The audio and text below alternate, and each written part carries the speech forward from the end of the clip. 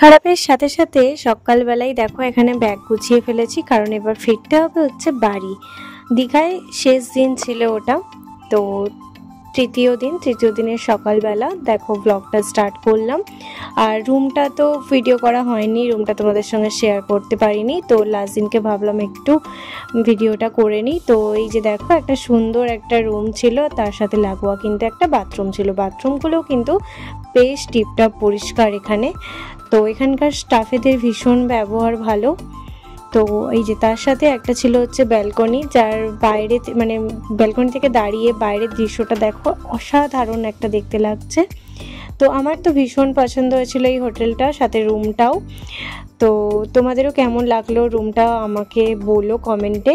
আর তারপরে দেখো সবাই মিলে বেরিয়ে পড়েছিলাম একটু ব্রেকফাস্ট করতে, কারণ আমার বাইরে বেরোলে না খালি খালি খিদে পায়।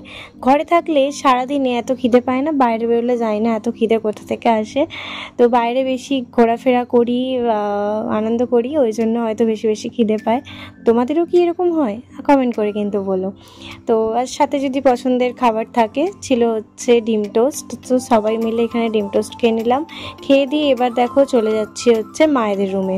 মায়েরা যে হোটেলে ছিল, কারণ সেখানেও রুমটা ছাড়তে হবে, তো ওই জন্য ব্যাগপত্র সমস্ত কিছু গুছিয়ে নিয়েছে মা বাপিও।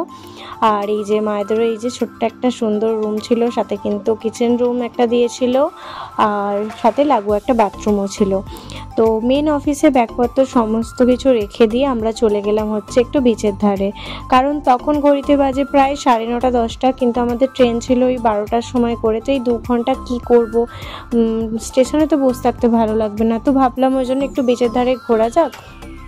তো শেষবারের মতো একটু বিচের ধারে ঘুরে এলাম, বেশ ভালো মুহূর্ত কেটেছে এখানে, অনেক আনন্দ করেছি। তারপরে সোজা চলে গিয়েছিলাম হচ্ছে এই যে দেখো, তার ফাঁকে কিন্তু এখানে পেয়ারা মাখা আর ডাব খেয়ে নিয়েছিলাম, কারণ ডাব তো খেতেই হতো, যা ভীষণ গরম পড়েছিল আর ভীষণ রোদ। আর একটু ঢেউসাগর পার্কেও গিয়েছিলাম ঘুরতে। তো সন্ধেবেলা যাওয়ার ইচ্ছে ছিল, আগের দিনকে যাওয়া হয়নি মা বাপিদের সঙ্গে, আবার ওল্ড দীঘায় গিয়েছিলাম। তো নেক্সট টাইম যখন আসবো আবার ঢেউসাগর পার্কে অবশ্যই সন্ধেবেলা আসবো। তো সন্ধেবেলার আনন্দটা আর কি সকালবেলায় একটু মানে কাটাতে হলো। সকালবেলা অতটাও ভালো লাগছিল না, কারণ ঢেউসাগর পার্কটা হচ্ছে লাইটিংয়ের জন্যই বেশি ভালো লাগে। তো কি আর করা যাবে, এখানে একটু মন ভরে ঘুরে নিলাম। আর সেদিনকে বাইরে এত রোদ ছিল, এত গরম হচ্ছিল, তাও যেন বাড়ি ফেরার ইচ্ছেই ছিল না। যত পিছিয়ে আসছে সময়, যেন ঘোরার আগ্রহটা দ্বিগুণ হয়ে যাচ্ছে। তাহলে মনে হচ্ছে আরও কিছুক্ষণ থাকি, আরও কিছুক্ষণ এখানে সময় কাটাই, আরও একটা দিন থাকলে ভালো হয়, এরকম নানান চিন্তাভাবনা মনের মধ্যে আসছিল।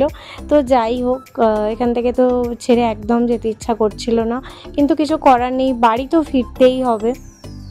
তো এখানে কিছুক্ষণ থেকে ঘোরাঘুরি করে সোজা চলে গেলাম হচ্ছে স্টেশনে গিয়েই কিন্তু আমরা ট্রেন পেয়ে গিয়েছিলাম।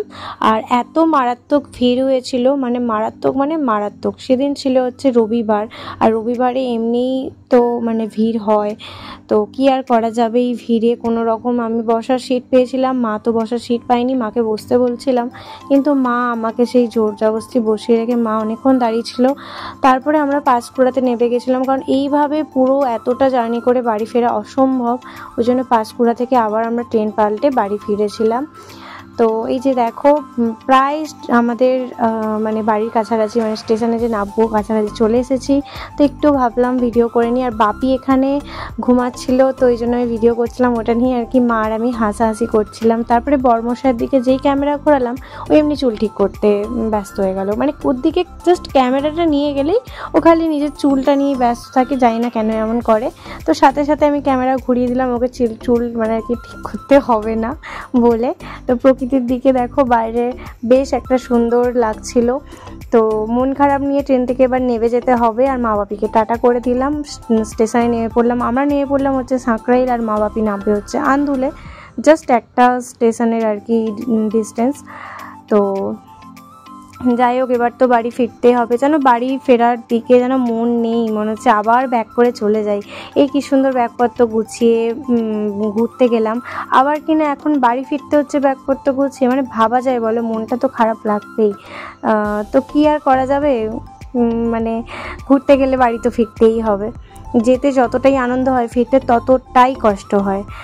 তো তো এই যে দেখো বাড়ির কাছাকাছি চলে এসেছি, প্রায় বাড়িতে চলে এলাম। তো ভিডিওটা এখানেই শেষ করছি। পুরো ভিডিওটা কেমন লাগলো কমেন্ট করে বলে যেও, ভালো লাগলে লাইক কমেন্ট শেয়ার করতে ভুলো না। ইউটিউব থেকে দেখলে সাবস্ক্রাইব, ফেসবুকে দেখলে অবশ্যই আমাকে একটা ফলো করে দিও।